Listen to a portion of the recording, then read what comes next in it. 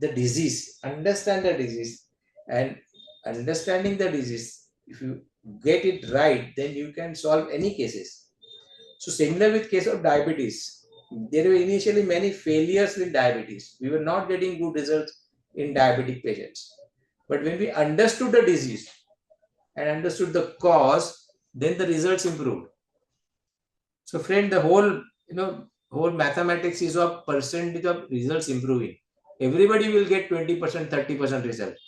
But the most successful practitioner will be getting 60% result. And that is the difference between you and the successful practitioner. So if you want to improve your practice, if you want to become successful, then try to understand the disease. Try to go to core of the disease, understand the pathophysiology.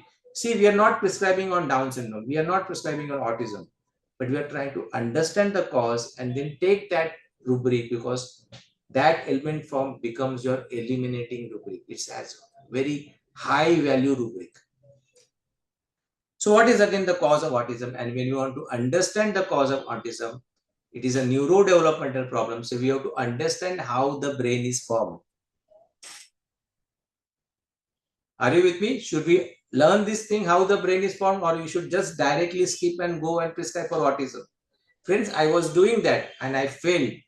That's what I said. In 2015, after I understood this concept of understanding the disease, my results in all diseases improved.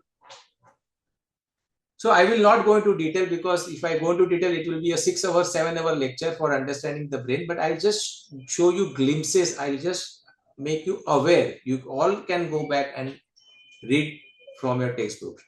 So if you see in a development of brain, so this is divided into 3 trimesters: first trimester, second trimester, and third trimester. And in first trimester, the structure of brain is formed. Structure, the neurons are formed and the structure is formed. Right? So that is in first trimester. In second trimester, the neurons are started connecting to each other. That is called as the synapses are formed. That is called as synaptogenesis, which continues till the child is born.